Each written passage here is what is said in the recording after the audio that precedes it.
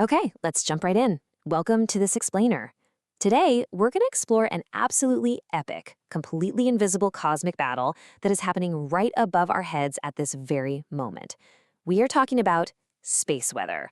Let's take a journey together to see how this incredibly violent phenomenon actually dictates our planet's very existence. Honestly, it's going to fundamentally change how you look at the sky. But hey, before we officially blast off, a massive shout out is definitely in order. The foundational material for this entire explainer was created and meticulously put together by teacher Dashrul. It's so important to recognize the brilliant educators who organize this kind of complex scientific data so we can go on this amazing journey today. So let's start with a massive question, one you might not think about every day. What actually stops the violent sun from destroying all biological life on Earth? It's super easy to think of the sun as just this warm, pleasant light up there. But to truly answer this question, we have to recognize the threat. We have to start right at the source, a restless, glowing engine millions of miles away that is constantly erupting. We're diving straight into the sun itself. Fundamentally, it's just a massive, glowing ball of gas. And what's really wild is how remarkably simple its basic recipe actually is. It consists almost entirely of just two elements: hydrogen and helium. But don't let that simplicity fool you for a second. The sheer volume and intense pressure of these two gases create a celestial powerhouse that literally dictates the physics of our entire solar system. Now, looking deep inside, you'll see the sun isn't just some uniform blob of heat. It possesses a highly complex, layered anatomical structure that fuels its immense power. Think of it kind of like an architectural blueprint of a star, showing us the distinct, specialized regions where energy is both created and transported. Let's quickly break down how this builds from the inside out. We start right in the center, at step 1, the core. That's the crushing nuclear engine, where hydrogen atoms are literally smashed together to create helium. That energy that moves outward to step 2, the radiation zone, which is so incredibly dense, it can take light thousands of years just to bounce its way through. Next is step 3, the convection zone, where hot plasma bubbles and churns violently, kind of like a boiling pot of water. Then we reach the atmospheric layers. Step 4 is the photosphere. This is the surface layer emitting the visible light that actually reaches our eyes. Just above that is step 5, the chromosphere, which gives off this cool reddish glow. And finally, step 6, the massive, blazing halo known as the corona, stretching millions of miles out into the darkness of space. All right, moving on to our next section, explosive solar phenomena. We kind of grew up picturing the sun as this happy cartoon face rocking some cool sunglasses. But the reality? Oh man, it is way more intense. The sun's surface is constantly turning and twisting. Things like real-life solar prominences, which are these colossal loops of plasma anchored to the sun's surface, erupt right out into the void of space. They are just one terrifying example of the explosive activity happening daily.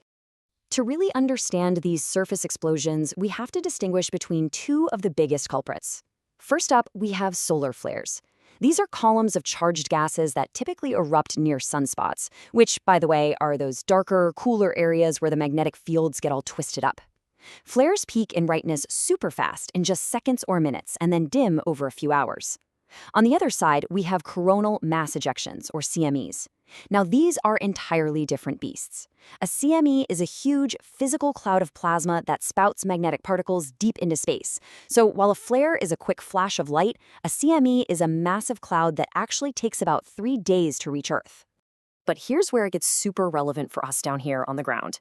The really crucial point is that whether it's a quick solar flare or a massive coronal mass ejection, when those highly charged particles finally slam into Earth's atmosphere, they collide and react with our local atoms and molecules. The result? They produce stunning auroras.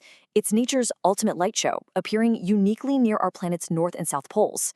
It is a crazy, beautiful side effect of a very violent cosmic event. Now let's explore another piece of the puzzle in this next section: the supersonic solar wind.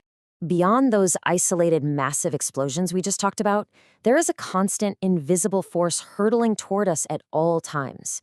So what exactly is the solar wind?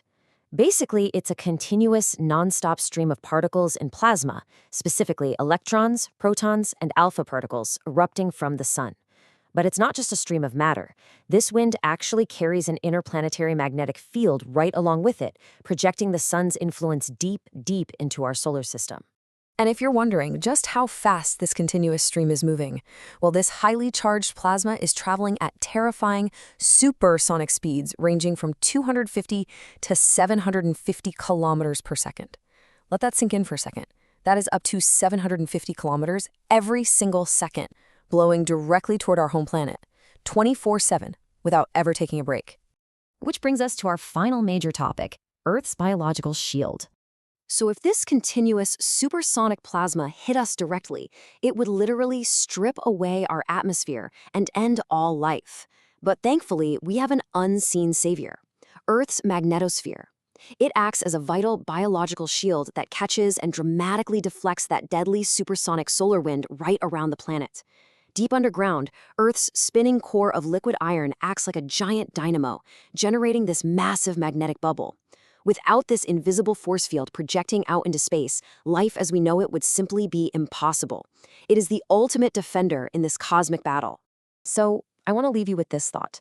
The next time you step outside, look up and feel the gentle warmth of the sun on your face. Will you remember the invisible magnetic shield that is tirelessly deflecting the solar wind and protecting you from its true wrath? It is a pretty profound thought to carry with you. Thank you so much for joining me on this incredible journey through space weather, and, as always, keep looking up.